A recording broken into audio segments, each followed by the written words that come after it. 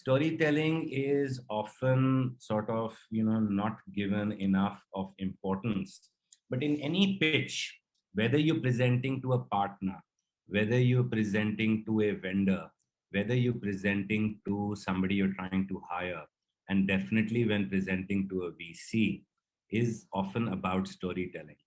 So I'm going to cover a little bit about why do storytelling, what are the different elements in the structure of a story, what are the different character types, and hopefully at the end of it, you guys should be able to define your narratives, right? If you're looking to 10x your career growth, then download the Seco app. Sign up for 30 days free trial and get access to 500 plus recorded courses. Check the link in description. So the narrative is that the same story can be told in many different ways. Let's pick a popular example, Airbnb. Airbnb doesn't talk about just a place to stay. Their whole theme is, do you belong? Right? It's trying to talk about community. It's trying to talk about groups of people who belong together. So that just changes the narrative because they're trying to go off for a higher meaning. They tell the story in a different way. If you see Nike ads, right, the shoe company, more often than not, you barely see a shoe.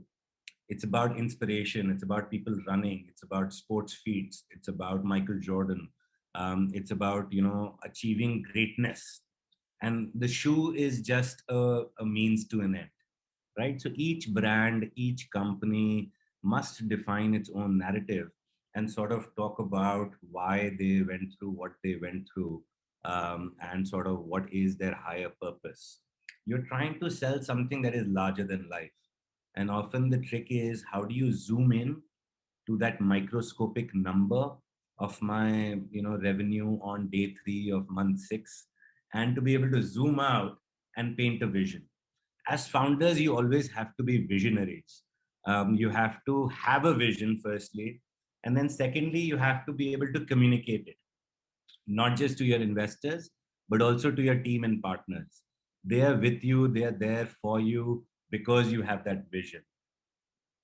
So let me jump into storytelling. As soon as a human being hears these words, once upon a time, automatically we start sort of, conjuring up images of a fairy tale. It's basically how the human brain is wired, right? We biologically like stories. Nobody likes to be thrown numbers and facts. If you want your narrative to sit in somebody's head, then there has to be a story, right?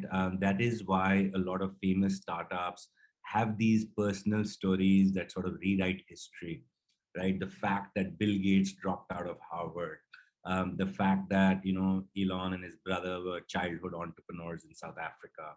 These are stories that stick because us human beings like to hear human stories, right? There is a biological reaction that happens as soon as you hear a story. Literally, there are 3 or 4 things that happen in our brain when you hear about storytelling, right? Dopamine is a chemical in the brain that is released when you feel emotion, when you're charged with an emotional narrative, right?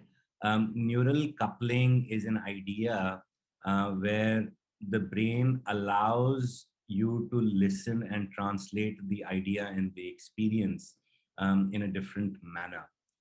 Mirroring is the concept that if I am listening to a story, I try to mirror the feelings and the activities happening in the story, right? So if you're able to grab my attention, I will be with you through that story journey. You will take me along to your fairyland. You will take me along to your world.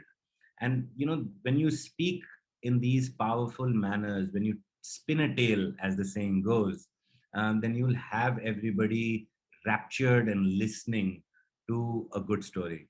Think about the time when your mother or somebody was able to tell you a good story. And I'm sure you remember being just completely captured, right? Because that cortex in your brain is actually engaging in such a manner that can only happen when it's a well told story.